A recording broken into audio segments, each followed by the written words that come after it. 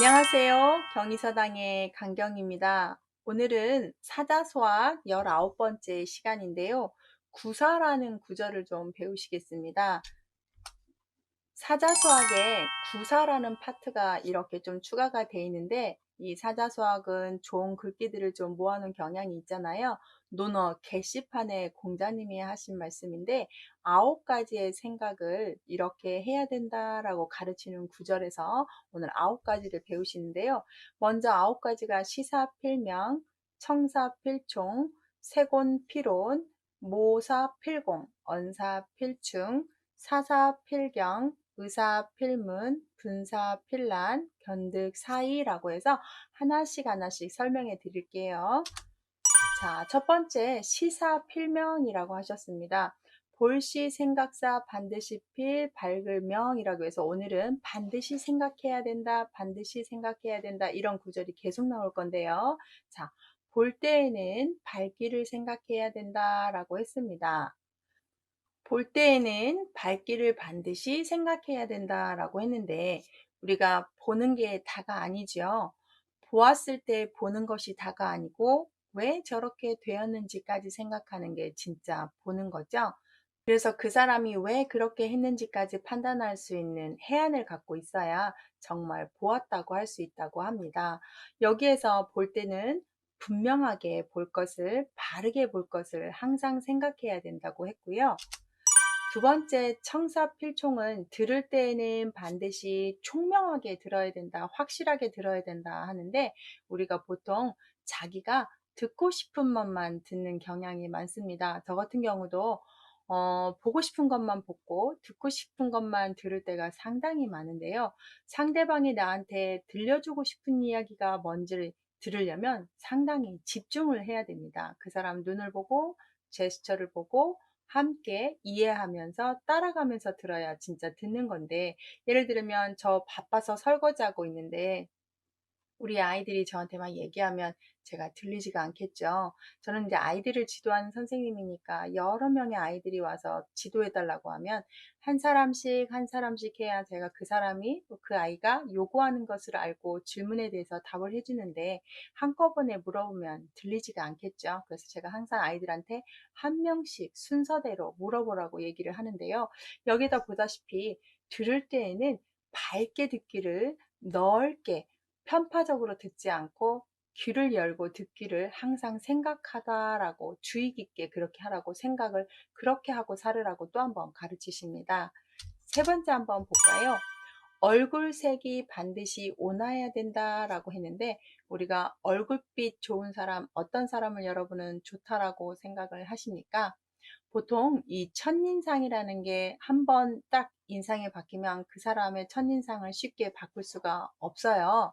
첫인상이 좋으려면 어떤 사람이 좋게 보이나요?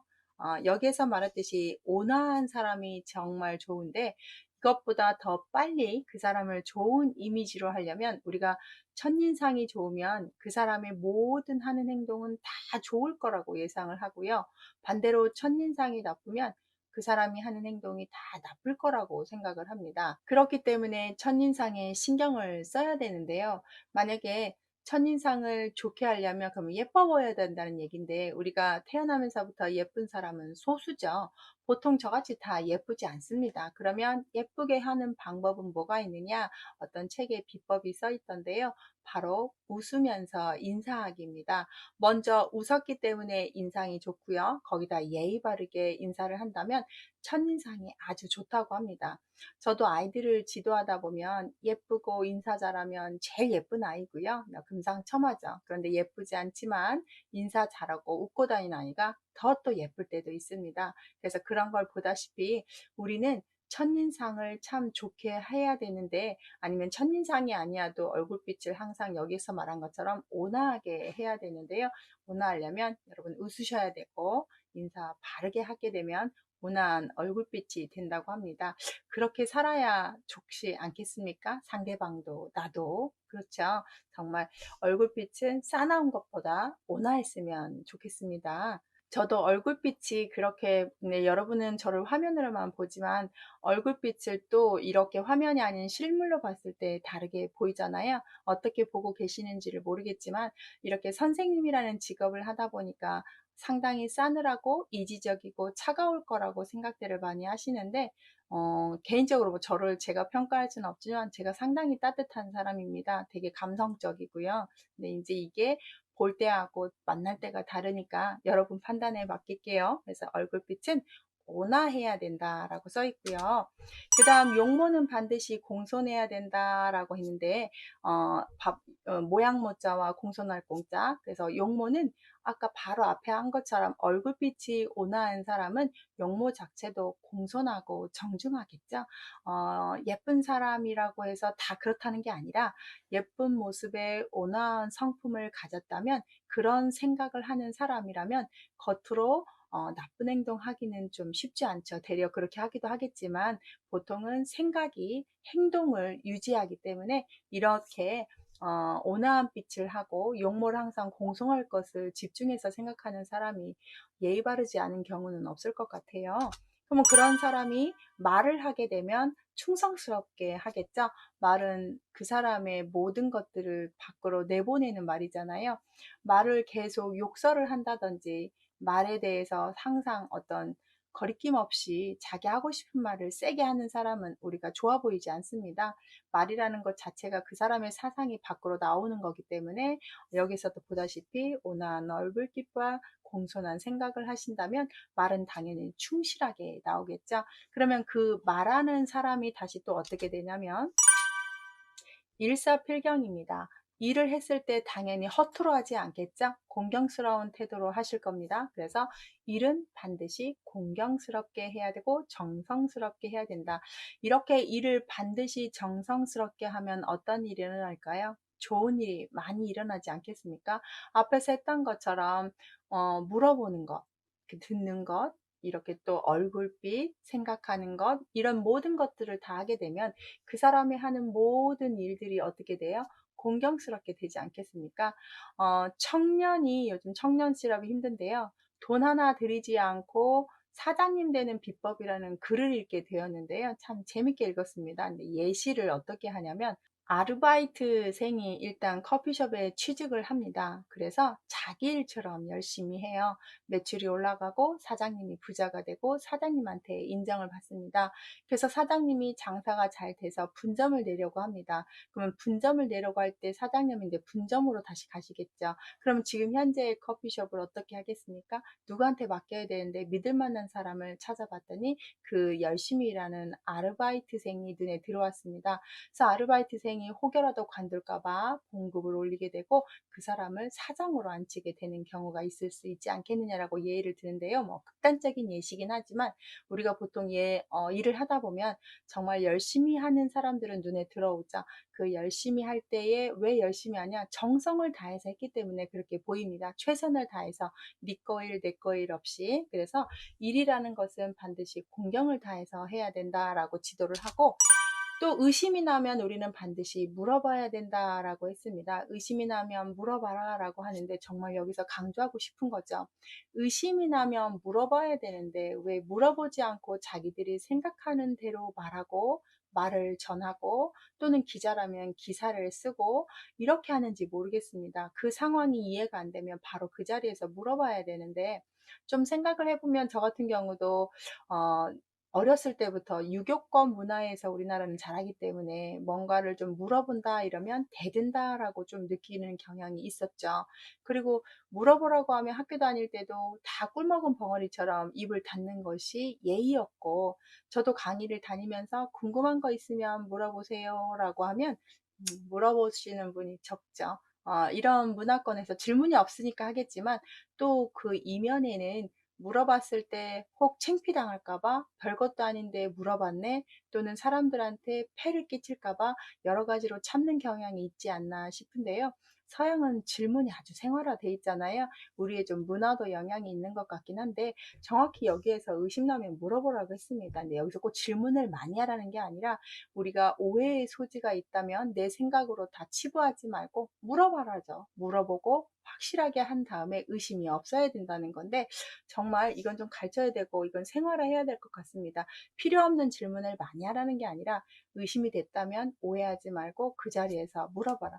왜 지금 내가 보기엔 그런데 왜 그렇게 하십니까? 라고 물어보면 그 사람이 또 그렇게밖에 할 수 없는 형편의 이유가 당연히 나오겠죠. 그러면 오해할 수 있는 것들도 풀릴 수도 있는 부분이니까요. 정말 의심이 나면 물어봐야 된다. 좋은 생각이고요.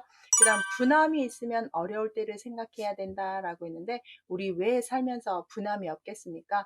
분함이 있으면 내가 이것보다도 더 어려웠던 적이 있었지라고 해서 좀 참아내라는 겁니다. 분함과 화남을 가라앉히는 이 어려움을 생각한다도 있긴 하지만, 개인적으로 저는 감사함으로 이 분함을 가라앉히는데요.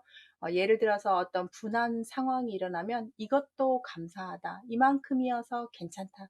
정말 감사하다. 이렇게 하면 그 분함이 좀 사그라지는 것 같습니다. 그래서 분할 때에는 반드시 어려웠을 때를 생각해서 분함을 좀 잠재워야 되지 않나라고 가르치고 있는데요. 최고의 마지막이 바로 견득사입니다. 우리가 이득을 보게 되면 반드시 을을 생각하던데, 이득을 보는 것들이 다 좋은 것은 아니라는 생각을 하게 되지요. 자, 어떤 이득은 정당하게 일을 해서 얻는 이득이 있는가 하면, 어떤 사람은 남의 것을 뺏어와서 자기 이득으로 하는 사람도 분명히 존재를 합니다. 옛날이나 지금이나 돈에 대해서 사람들이 다 관심이 많기 때문에 그 돈과 재물에 대해서 이득을 얻게 되면 그게 정말 바른 이득인지를, 떳떳한지를 생각하는 것이 진짜 군자다운 모습이죠. 어, 돈을 빌려주고 고리대처럼 다른 사람 걸 갈취했다든지, 땅 투기, 부동산 투기를 한다든지, 주식을 좀 불법적으로 투자를 한다든지, 뭐 여러 가지 사기를 친다든지, 이득이긴 이득이겠지만 정당한 이득이 아니죠. 우리가 진짜로 땀 흘려서 얻은 돈, 그 만 원이 값지고 그 만 원을 값지게 쓰려고 하는 거 있잖아요. 이 견득사이도 보시면, 의로움을 보게 되면 정말, 이득을 보게 되면 의로운지 정말 최고의 사고법이죠. 내가 이것을 받아도 되는 것인지 합당한 것인지 잘 생각해서, 그래서 내가 받지 않아도 되는 것을 받는 걸 우리가 또 뇌물일 수도 있는 거잖아요. 그 별것도 아닌 뇌물로 내가 직장을 잃을 수도 있는 거고요. 그래서 이득은 항상 의로운가를 생각하는 사고방식을 이렇게 항상 하고 있어야 된다고 공자가 계시편에서 말씀해 주시는 구절입니다. 정리를 하게 되면 9가지 생각인데요. 볼 때는 밝기를 생각하고, 들을 때는 총명하고, 얼굴색은 온화하고, 용모는 공손하고, 말은 충성스럽게 하고, 일은 공경스럽게 하며, 의심이 나면 물어보고, 성나면 어려울 때를 좀 생각하고, 이득을 보면 의로운가를 생각하는 이 9가지 생각을 하는 사람만이 군자답고 이렇게 해야 된다라고 공자가 가르치는 구절을 사자서와 구절에 아이들한테 이렇게 집어넣어서 가르치고 있습니다. 이 구사, 이렇게 생각하는 사람만이 다시 외모로 드러나게 되잖아요. 그래서 9가지의 외모 모습을 어떻게 해야 되냐가 구용인데요. 다음 편에는 그 이야기를 해드리겠습니다. 오늘 배우시는 구사 잘 생각하셔서 실천하신다면 성인군자 되시겠죠? 쉽지 않은 글귀들, 그 쉽지 않은 실천법이죠. 글은 쉽지만 꼭 구사 다시 한번 잘 생각해 보셔서 실천하셔서 아주 성인군자다운 생활 하시길 바랍니다. 시청해 주셔서 감사합니다.